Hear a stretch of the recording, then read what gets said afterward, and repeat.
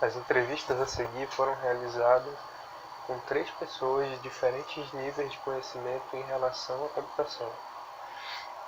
Raíssa Barroncas é estudante de Química, tem um conhecimento de iniciante para intermediário em relação à computação e utiliza mais para se comunicar com os amigos, acessar as redes sociais e auxiliar também no seu trabalho.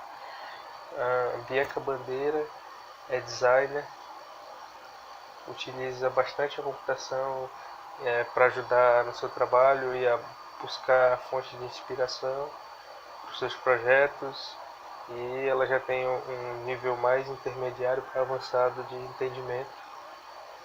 E o Vladimir Araújo é bacharel em ciência da computação, ele tem um conhecimento muito avançado, trabalha já na área de computação, e a programação e a informática e toda a área de computação é muito importante, muito significativa no dia a dia e no trabalho dele.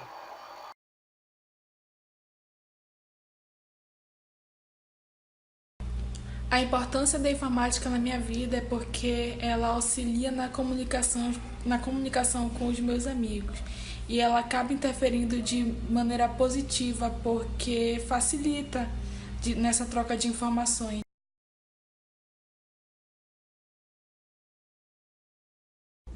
Apesar de me preocupar bastante com as minhas informações pessoais e com a minha imagem pessoal, eu confio bastante nos aplicativos que eu utilizo.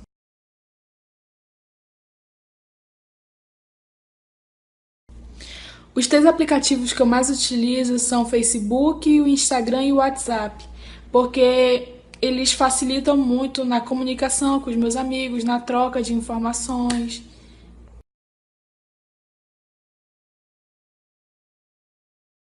A computação tem muita interferência na minha vida, principalmente pelo fato de eu precisar dela para realizar meu trabalho, como, por exemplo, mexer em vários softwares.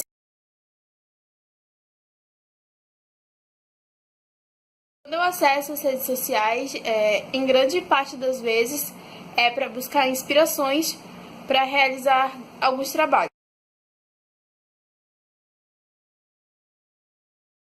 Finalista do curso de design, eu aprendi que o nosso principal papel na sociedade é de melhorar a qualidade da vida das pessoas.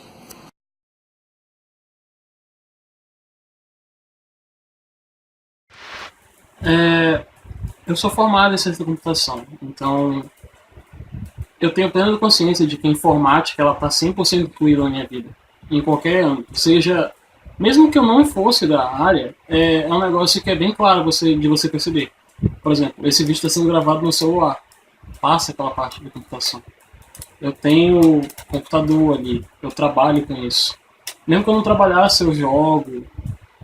Fora diversas outras coisas. Por exemplo, hoje em dia você vai fazer uma migração, passa por um sistema computacional. Você vai ao banco, as máquinas são um sistema computacional. Então, sim,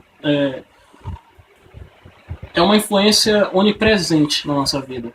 É muito difícil você fugir disso. Faz parte do que a gente faz parte da nossa vida.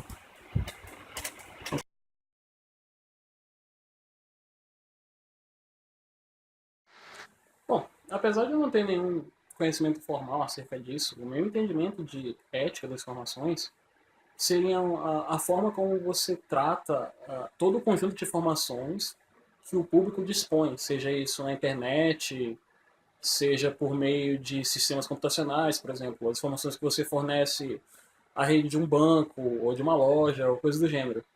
É um questionamento que surge bastante atualmente, principalmente em se tratando de redes sociais, que é até que ponto as nossas informações elas podem ser utilizadas para um determinado tipo de ganho. Por exemplo, é de conhecimento de boa parte das pessoas ligadas à informática que, por exemplo, toda e qualquer informação que você insere no Facebook é vendida para empresas na forma de como uma moeda de troca para negócios. Então, empresas pagam por isso ao Facebook e o Facebook se utiliza disso para, por exemplo, te fornecer determinados serviços de forma mais localizada. Por exemplo, se as empresas sabem que você tem um determinado tipo de gosto musical, elas conseguem te fornecer propagandas relacionadas àquilo. Mas até que ponto esse uso seria ético? Então, esse é o tipo de questionamento que, a meu ver, faz parte da ética das informações.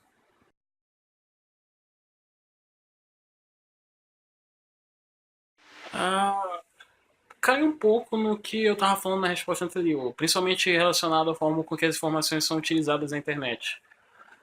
Mas se tem uma coisa que me choca bastante é essa atual cultura de ódio gratuito que as redes sociais permitiram atualmente.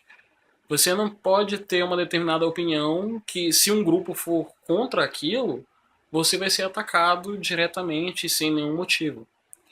Não apenas isso, mas você vê a disseminação de ódio por parte de algumas pessoas por um motivo qualquer.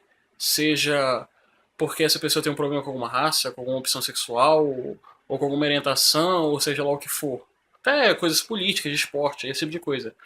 Que a internet te provê essa liberdade, de, entre aspas, de agir da forma que você quiser, sem um determinado tipo de controle. Você conseguia ver isso bastante há muito tempo em algumas redes que te permitiam ser e manter um certo anonimato. Você conseguia disseminar o ódio, ou seja lá o que fosse, da melhor forma que você quisesse. Mas hoje em dia as pessoas fazem isso sem se preocupar em estar sob o anonimato. Porque você está na internet, então supostamente você é livre para falar aquilo que você quiser. E, além disso, uma coisa que me choca bastante é a facilidade com que notícias falsas são veiculadas nos meios sociais.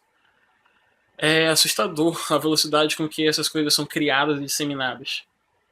Então acho que é isso.